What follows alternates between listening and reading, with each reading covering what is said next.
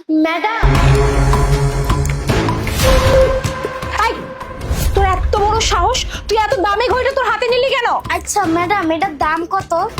এইটা না তোর যোগ্যতার বাইরে। হ্যাঁ, আবার আসছে এটা দাম জিজ্ঞেস করো, তুই এটা কিনতে পারবি নাকি? ম্যাডাম, জিনিসটা না অনেক সুন্দর, দামটা কোন না? হ্যাঁ, সুন্দর তো হবেই, দামি বলে কথা। হ্যাঁ, আর দাম জানতে চাচ্ছিস তাই না? শোন, তুই যে ঘড়িটা হাতে নিলি না, এটার দাম 5,000 টাকা। 5,000 টাকা? কি কিনতে পারবি? কিন্তু এত টাকা তো আমার কাছে নাই।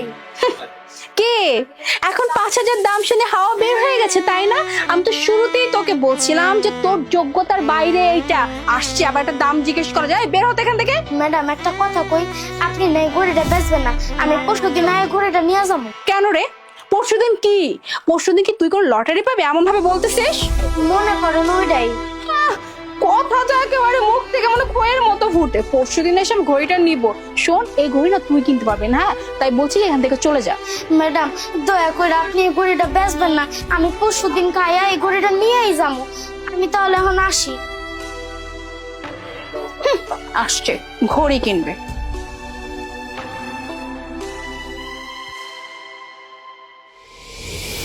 স্যার, আপনি চাইলে বিলটা কার্ডে পেমেন্ট করতে পারেন। হ্যাঁ, আমি কার্ডে করে দিই। ম্যাডাম, আমি যে আপনার ঘড়িটা রাখতে গেছিলাম, আপনি কি ঘড়িটা রাখছেন কই? তোর জন্য কি আমি ঘড়ি রেখে দিব? এই ঘড়িটা এই স্যার কিনে নিয়েছে, তার কাছে বিক্রি করে ফেলেছি। আল্লাহ, আপনি এই ঘড়িটা বিক্রি করে দিলেন। আমি না আপনারা কত করে কইছি আপনি এই ঘড়িটা বিক্রি করবেন না, তো আপনি এই ঘড়িটা বিক্রি করে দিলেন। কিন্তু তোর তো পরশুদিন আসার কথা ছিল। হ্যাঁ, তুই তো পরশুদিন আসি না। আমি কি ঘড়িটা তোর জন্য রেখে দিব? ঘড়ি কি বিক্রি করবো না? তুই আজকে এসে বললেই হবে নাকি? ঘড়িটা আমি অলরেডি বিক্রি করে ফেলেছি। আসলে ম্যাডাম, পরশুদিন কেন আমি সব টাকা জোগাড় করতে পারি নাই। তো আজকে টাকা জোগাড় হয়ে গেছে? হ্যাঁ ম্যাডাম, আজকে টাকা জোগাড় হয়ে গেছে। কি পুরো 5,000 টাকা জোগাড় করে ফেলছিস? হ্যাঁ ম্যাডাম, সব টাকাই নিয়ে আইছি। কোত্থেকে চুরি করছিস? হ্যাঁ, না ম্যাডাম, আমি তো চুরি করি নাই।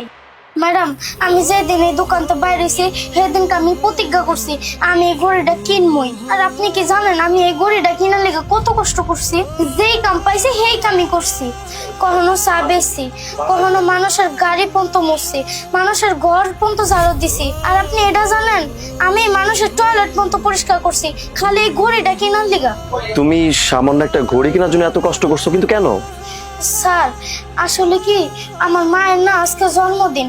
আমার মা কইছিল আমার মায়ের একটা ঘড়ি পছন্দ, এর লিগা আমি এই ঘড়িটা কেনার লিগা আমি এত পরিশ্রম করছি।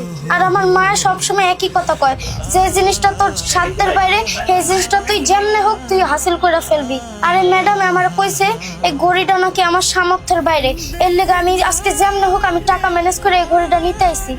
আমি ওই দিনে প্রতিজ্ঞা করছিলাম যে আমি ঘড়িটা কিনবই কিনবো, কিন্তু ঘড়িটা তো ম্যাডাম আপনার কাছে বিক্রি করে লাইছে। তোমার মা একদম ঠিক কথা বলছে, যেটা যোগ্যতার বাইরে সেটাই সবসময় হাসিল করতে হয়। আচ্ছা ম্যাডাম, একটা কাজ করুন না, আমি অন্য কোনো ঘড়ি চুজ করে নিব, আপনি এই ঘড়িটা ওকে দিয়ে দিন। Thank you sir.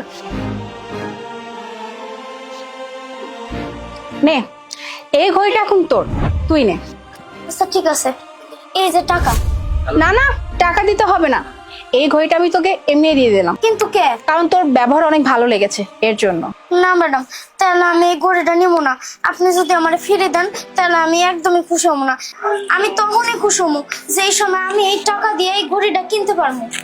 আর তুই তো আচ্ছা ছেলে। হ্যাঁ, তোকে আমি ফ্রিতে দিতে চাচ্ছি, তাও তুই নিবি না। তুই আমাকে জোর করে টাকা দিবি, এটা কেমন কথা? তোকে দিলাম, তুই নিয়ে নে না।